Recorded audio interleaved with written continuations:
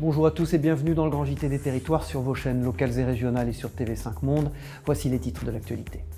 Tout d'abord, bien sûr, la France qui a rendu hommage à Samuel Paty, ce professeur d'histoire victime d'un attentat à Conflans-Sainte-Honorine. Vous verrez, des manifestations ont eu lieu dans de nombreuses villes un peu partout en France. Du nouveau sur le plan sanitaire, des tests plus rapides arrivent sur le territoire. Nous irons donc en Occitanie où ils sont expérimentés. Marche-t-il? C'est ce que nous verrons dans un instant. Voilà, nous commençons ce journal, comme je vous le disais dans les titres, par le choc provoqué par la mort de Samuel Paty, ce prof d'histoire de Conflans-Sainte-Honorine qui a été victime d'un ignoble attentat de retour de son collège où il exerçait son métier. Un hommage national lui a été rendu par le président de la République à la Sorbonne.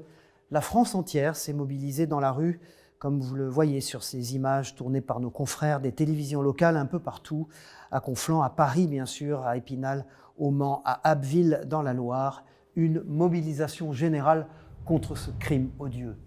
Je vous propose d'écouter quelques réactions recueillies par nos confrères de TV Bocal, la chaîne des quartiers parisiens. Regardez. Je trouve ça horrible. Je sais pas quoi dire d'autre. Il n'y a pas de mots pour dire ça, c'est monstrueux. J'ai pas de mots pour ce qui s'est passé. Depuis que ça s'est passé, je retrouve des proches, mais je peux pas m'exprimer. Ouais, je suis prof, dans un centre de formation d'apprentis. Je parlais des caricatures pratiquement le même jour que Samuel. Et les mômes, j'ai des musulmans, j'ai des chrétiens, des athées, tout ça, ça passe. Et depuis le temps, aucun ministre ne fait quoi que ce soit. C'est-à-dire qu'on met la poussière sous le tapis et on attend qu'un prof soit tué ou qu'une directrice d'école se suicide. C'est l'universalisme qui permettra de régler le problème. C'est avec l'amour qu'on règle tous les problèmes. C'est pas avec la haine. Les islamistes, les extrémistes, c'est ce qu'ils cherchent, qu'ils soient de tous bords. Donc là, il faut rester quand même bien centré. Voilà, je vous le disais dans les titres il y a un instant, sur le plan de la lutte contre la pandémie, les agences régionales de santé mènent une nouvelle expérimentation en région, et notamment en Occitanie, vous allez le voir, où 400 000 tests antigéniques ont été pratiqués. Si la méthode est la même que les tests PCR, que vous connaissez à présent, ceux qui font un petit peu mal au nez, eh bien, les résultats sont beaucoup plus rapides avec ces nouveaux tests. Ils s'affichent en seulement 15 minutes. Voici un premier bilan dans l'Hérault avec ce reportage réalisé par les équipes de Via Occitanie sur place. Une nouvelle forme de test Covid expérimentée en Occitanie. 400 000 tests antigéniques sont déployés à travers la région. Il s'agit d'un prélèvement nasopharyngé dont les résultats se dévoilent au bout de 15 minutes, comme un test de grossesse. Le principe, réaliser des tests massifs auprès de personnes qui n'ont pas encore déclaré de symptômes.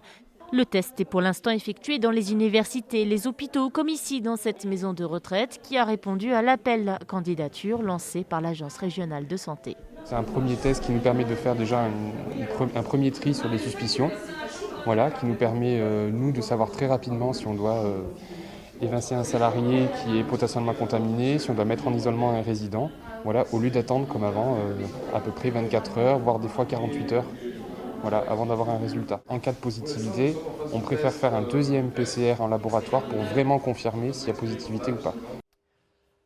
Voilà, certains d'entre vous sont peut-être en vacances de Toussaint. En tout cas, certains d'entre vous ont pris le chemin du littoral des Hauts-de-France. L'occasion de prendre un grand bol d'air, de se changer les idées. Avec le port du masque, c'est difficile d'oublier totalement la crise sanitaire. Au Touquet, vous allez le voir, une interdiction de rassemblement nocturne a été instaurée. Une façon de ne pas réitérer les erreurs de cet été avec des clusters d'étudiants. Justement, quelle est l'ambiance dans la station dite des 4 saisons? Eh bien, c'est Caroline Fichten de WEO, la chaîne de la Voix du Nord, qui s'y est rendue. Regardez. De la lumière, un peu de ciel bleu et 13 degrés sur le marché du Touquet. Malgré le masque, il souffle un petit air de vacances dans la station des 4 saisons. Les allées sont parfois un peu clairsemées, mais la plupart des commerçants sont confiants pour l'affluence à venir.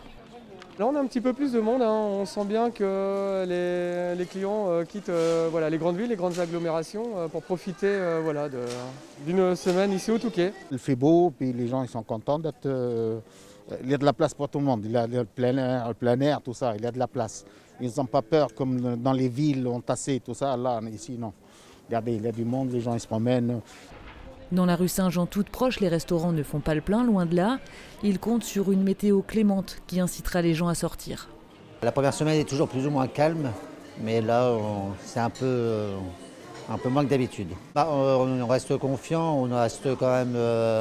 on marche aussi avec le soleil. Là, on a annoncé une belle semaine ensoleillée, donc je pense que les gens vont se déplacer un peu. Les gens se déplaceront sûrement, ne serait-ce que pour aller à la plage, comme Jules et Clémence, tout juste arrivés de région parisienne pour les vacances et qui profitent d'un bon bol d'air. On a pêché des crevettes. Il n'y a pas de sable en dessous. Et on va les manger. Vous en avez eu beaucoup, hein? Tu vas les manger? Oui. Un sourire, une famille, des crevettes à midi, la vie est riche de plaisirs simples. Dans ce journal, nous prenons maintenant le chemin des Vosges, d'Épinal plus précisément. Vous le savez, la filière textile française a subi les remous de la crise sanitaire, notamment sur la gestion de la commande publique concernant les masques. Et malgré tout, certaines entreprises ont besoin d'embaucher pour répondre à la demande, mais peinent à le faire faute de personnel qualifié. Des visites à destination de demandeurs d'emploi sont ainsi organisées, comme l'illustre ce reportage que vous allez voir, des équipes de Via Vosges au cœur d'un atelier à Épinal.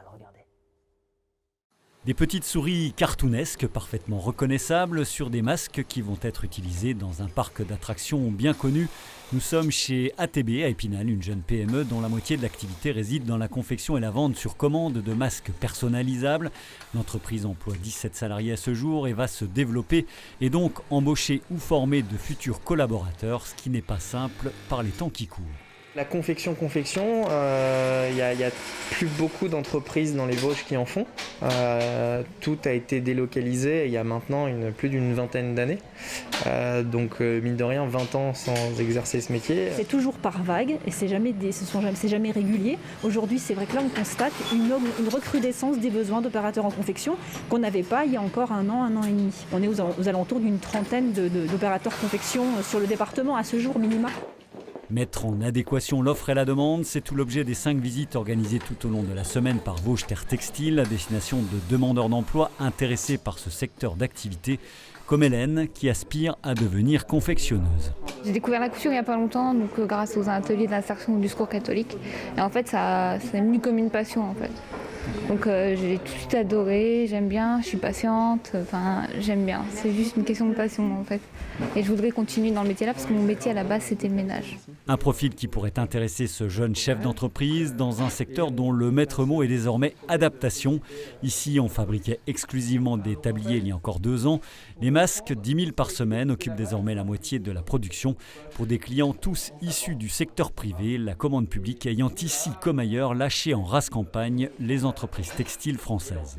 La manière dont ça a été géré a été un peu scandaleuse pour nous parce qu'au début, on nous a demandé il faut fabriquer des masques, il faut mettre tout le monde au travail, il faut investir, il faut acheter des machines. On nous a dit mais surtout ne vendez pas aux entreprises, gardez les masques pour nous, pour l'État, on va vous passer des commandes. Et en fait, en parallèle, il s'avère qu'ils cherchaient des alternatives ailleurs. Ils ont passé des commandes un peu partout en Asie, notamment beaucoup au Vietnam. Sachant que la parenthèse masque se refermera forcément un jour pour la branche textile, qu'il y a bien d'autres défis à relever, comme ceux du renouvellement des générations et surtout de la relocalisation. Cette jeune entreprise pinalienne entend ainsi contribuer à rapatrier en France la production des tabliers de travail. Place maintenant dans ce journal à notre rubrique Éco-région. Nous allons cette semaine mettre à l'honneur une entreprise française qui a réussi à lever pas moins de 90 millions de dollars pour accélérer son développement à l'international depuis le nord de la France. Bonjour Michel Picot, Exotech, c'est le nom de cette entreprise. Qui est-elle ? Comment ont-ils réussi cet exploit ? Bonjour Cyril, bonjour à toutes et à tous. Oui, Exotech est basée à Croix, dans le nord de la France. L'entreprise fabrique des robots qui préparent les commandes dans les grands entrepôts des gros sites e-marchands Internet. Ils ont créé leur entreprise en 2015. À l'époque, leur robot n'avait d'ailleurs pas totalement prouvé ses capacités. Mais un géant de la vente en ligne basé à Bordeaux a fait confiance à ces jeunes ingénieurs. Le groupe passe alors commande et puis tout s'emballe. Les robots sont réellement exceptionnels et les commandes arrivent d'un peu partout dans le monde. Il faut donc produire plus. Les créateurs de l'entreprise font alors le choix audacieux de rester à Croix, dans le nord de la France, pour y créer leur propre usine. Le développement international est basé sur la production sur place. Ce qu'ils développent à l'international est ou sera produit à l'international, car le coût de transport de ces robots est très lourd. En revanche, l'usine de Croix qui existe et qui est une usine ultra moderne, une usine 4.0, elle permet de réduire les coûts de production et de servir tout le monde aujourd'hui et à terme uniquement le marché européen depuis le nord de la France. Un petit mot côté emploi, ils sont passés de 5 salariés en 2015 à 100 en 2019 et ils prévoient d'embaucher aujourd'hui 250 personnes dans les mois qui viennent grâce à cette levée de fonds exceptionnelle de 90 millions de dollars. Ils veulent partir à la conquête du monde et ironie de l'histoire, au pays où les robots sont rois, le Japon, eh bien, ce sont les robots français d'Exotech qui équipent les entrepôts du plus grand distributeur de vêtements là-bas. Que retenir de cette histoire? Que c'est un site internet français qui a fait confiance à une pépite du Nord qui lui a permis de devenir une grande entreprise ambitieuse. Ensemble, on est et on sera effectivement plus fort dans nos territoires. Effectivement, très intéressant. Merci Michel Picot et à très vite. Tous en selle maintenant, nous partons à Nantes, métropole nantaise où le vélo a supplanté la voiture dans la ville. Pas n'importe quelle bicyclette, d'ailleurs, c'est un véritable phénomène auquel nous sommes intéressés, vous allez le voir, le vélo cargo, qui vous permet d'amener vos enfants à l'école ou de faire vos courses. Vous allez le voir dans ce reportage de TV Nantes, les fabricants sont tout simplement débordés. Regardez. Il s'apprête à vivre une fin d'année record. Emeric et son entreprise viennent de remporter le marché des triporteurs en libre-service parisien. 120 unités à livrer avant la fin d'année et un carnet de commandes qui se remplit en parallèle. Le marché pour les collectivités et les entreprises a littéralement explosé ces derniers mois. On a de plus en plus de commandes de collectivités qui s'équipent pour leurs agents, que ce soit de la propreté urbaine, des espaces verts, de la logistique, etc. La difficulté est désormais de trouver certains composants. Une pénurie a pointé son nez à la sortie du confinement. Côté main-d'œuvre, après 8 premières années difficiles avec un marché qui ne décollait pas, l'heure est désormais aux embauches pour renforcer l'équipe de 4 salariés. On a actuellement 2 nouveaux intérimaires qui sont là depuis quelques semaines, qui étaient avant dans l'aéronautique. Donc c'est vrai que le malheur des uns fait le bonheur des autres. On avait beaucoup de mal à recruter en fait des talents jusqu'à présent. Effectivement, avec les difficultés que rencontre l'aéronautique actuellement, eh bien, nous avons la chance de pouvoir trouver des talents donc disponibles immédiatement pour venir renforcer nos équipes. La marque, d'origine danoise, conçoit aussi des triporteurs pour les familles. La majorité des pièces sont fabriquées dans la région. Le produit haut de gamme reste cher, plus de 2 500 €. Si la demande des particuliers est aussi en hausse, beaucoup se tournent vers des commandes sur Internet avec des modèles venus d'Asie, presque 2 fois moins chers. Pour autant, c'est une belle croissance qui attend l'entreprise. Elle prépare même l'extension de ses locaux à Couéron. Voilà, elle s'appelle Lamy et c'est une application qui protège les piétons. Elle est testée actuellement dans les Yvelines, vous allez le voir. Développée par la RATP et une start-up, l'application a pour but de prévenir les piétons trop distraits par leur smartphone et qui s'apprêtent à traverser la rue. On en a tous croisé, bien sûr. Vous êtes peut-être reconnus d'ailleurs dans ce portrait.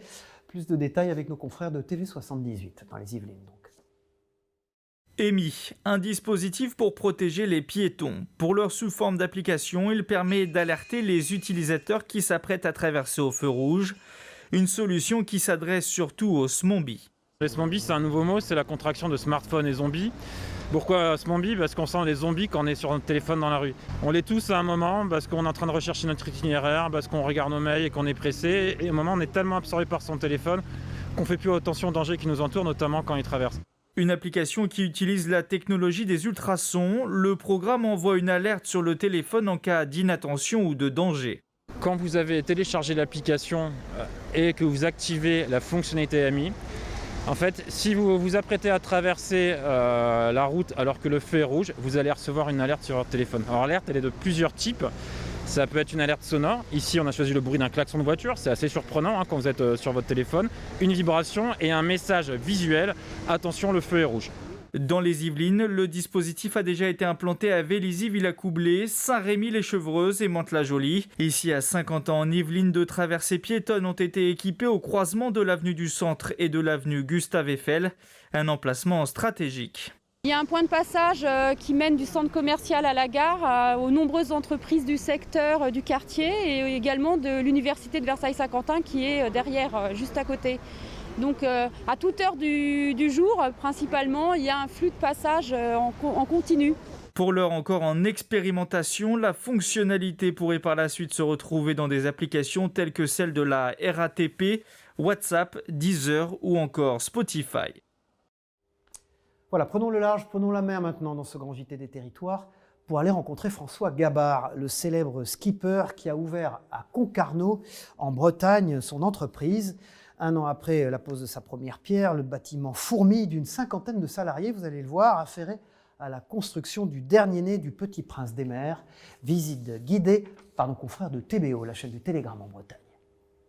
Donc on avance le cockpit juste derrière le mât. Nom de code M101, maxi trimaran de 32 mètres par 23, futur pensionnaire de la classe ultime donc, conçu et fabriqué en partie par François Gabard et son équipe à Concarneau. Le nouvel oiseau des mers innove, notamment au niveau de la cellule de vie. On la met au milieu, alors un peu derrière le mât, donc pas aussi avancé que sur ce débo, néanmoins plus avancé que ce qu'on avait sur l'ancien bateau. Et par contre, surtout cette zone de vie, elle est vraiment intégrée complètement dans la coque centrale, dans l'objectif d'avoir une pénétration dans l'air la meilleure possible. Le bateau vole aujourd'hui, donc l'aéro est fondamental. Et l'idée, c'est de pouvoir intégrer un maximum de personnes, d'être le plus protégé possible et d'être dans des conditions de navigation à des vitesses élevées, le plus confortable et sécurisé. Impossible d'en savoir davantage pour l'heure sur les impendices, sujet de performance fondamentale de ces bateaux. La mise à l'eau, elle, est programmée pour juin 2021, avec un premier gros défi en vue. On a 2 mois d'essai en mer et la recette définitive, la finalisation de la construction du bateau, quelque part, est au bout des 2 mois, donc fin août 2021. Ensuite, on se prépare, nous, à faire un tour du monde, en équipage, pas en solitaire. Ça, c'est absolument impossible à faire quelques mois après la mise à l'eau d'un bateau comme ça. Néanmoins, c'est dans cette démarche-là qu'on est. D'ici là, le prodige de Tréguin devrait annoncer son nouveau partenaire. Il s'est dit très confiant à ce sujet. Celui-ci devrait le voir s'élancer en solitaire cette fois pour la prochaine route du Rhum sur un M101 rebaptisé. Le prétexte de naviguer et de faire voler des gens. Voilà, et puis dans l'actualité, des cris de terreur à Mézières-les-Messes, du mercredi au dimanche et ce jusqu'au 1er novembre, où Alligator, c'est un parc d'attractions, célèbre Halloween. Pour faire trembler de peur le public, les 42 hectares du parc ont été métamorphosés. Entre créatures terrifiantes, attractions ensorcelées et manoirs hantés, les frissons sont garantis. La preuve avec ce reportage de Fanny Bragard pour Moselle TV sur place. Regardez.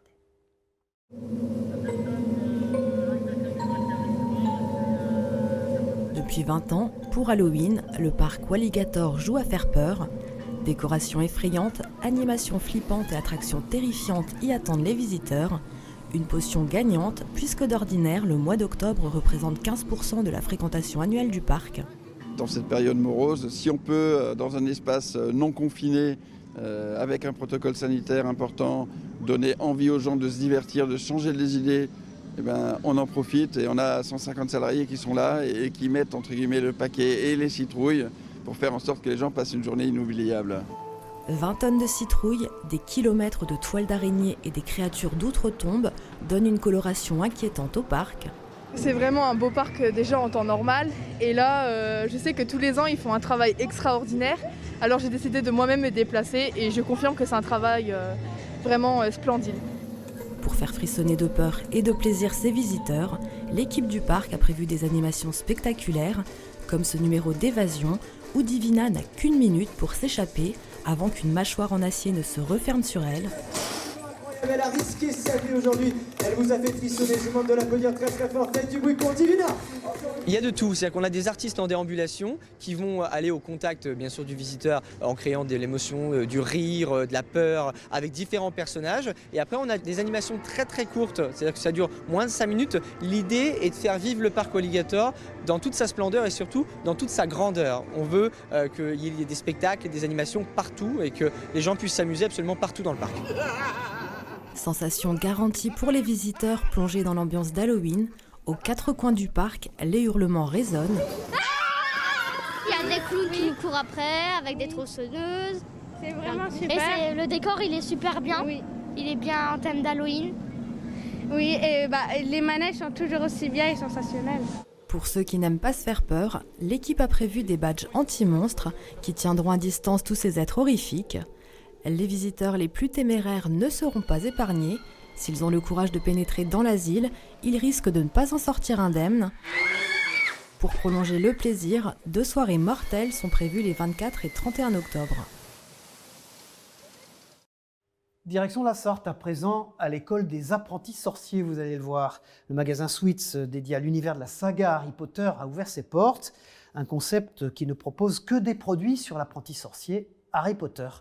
Un phénomène de mode qui entre aussi dans l'école, vous allez le voir. Une enseignante du Sud-Sarthe d'ailleurs a transformé sa classe en Poudlard. Et tout au long de l'année, les élèves de grande section et de CP apprennent en compagnie du sorcier lui-même. Embarquement immédiat avec les équipes de LMTV Sarthe sur place.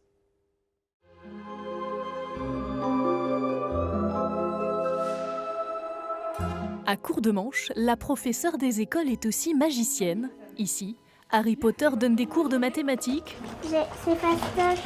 Et en sport, on joue au Quidditch. C'est vraiment les premiers livres qui m'ont fait aimer la lecture.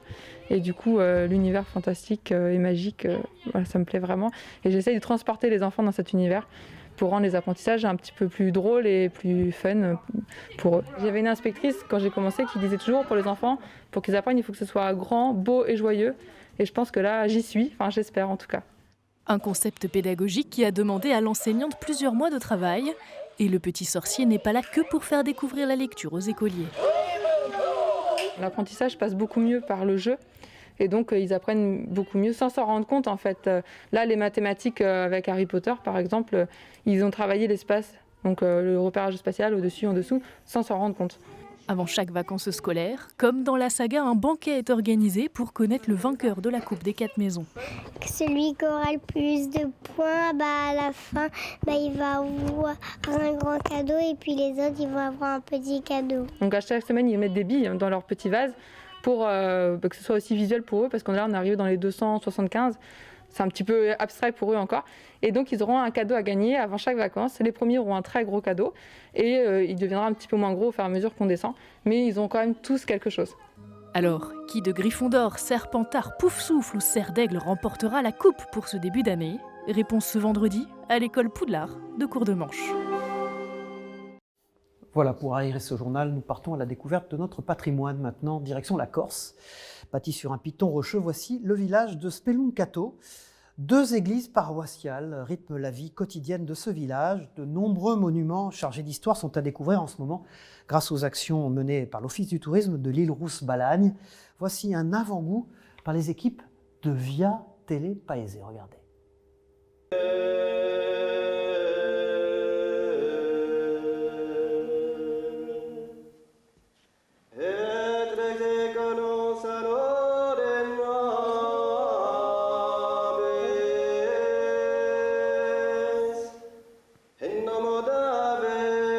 C'est un village qui a une forte histoire et j'ai beaucoup apprécié cet échange avec les confrères. Effectivement, je crois qu'ils essayent de perpétuer une histoire et quelque chose qui est bien ancré ici. Ça m'a beaucoup rapproché de leurs idées en tout cas. Moi, j'en ai surtout pris plein la vue pour le coup.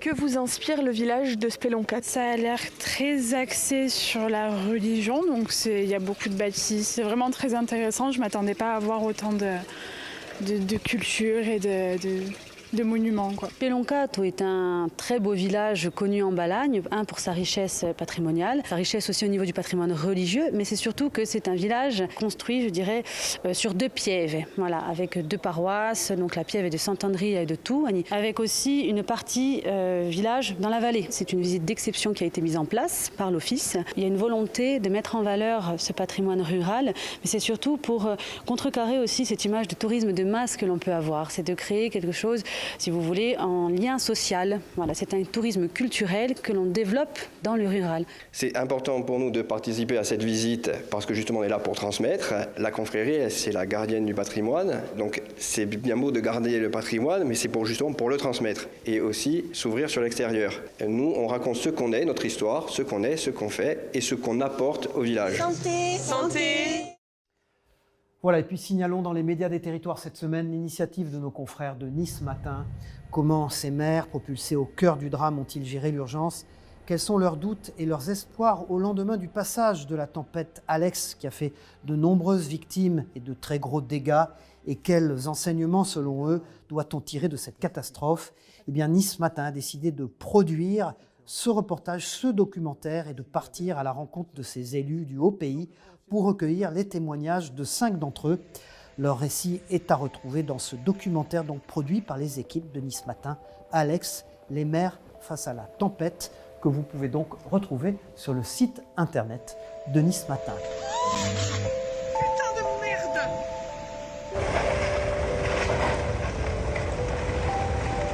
C'est même pas une crue centenaire à laquelle nous avons assisté. C'est pire que ça.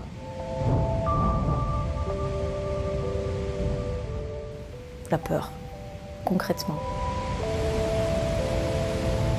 Je me suis rendu compte que quand le jour allait se lever, on allait voir vraiment un paysage d'apocalypse.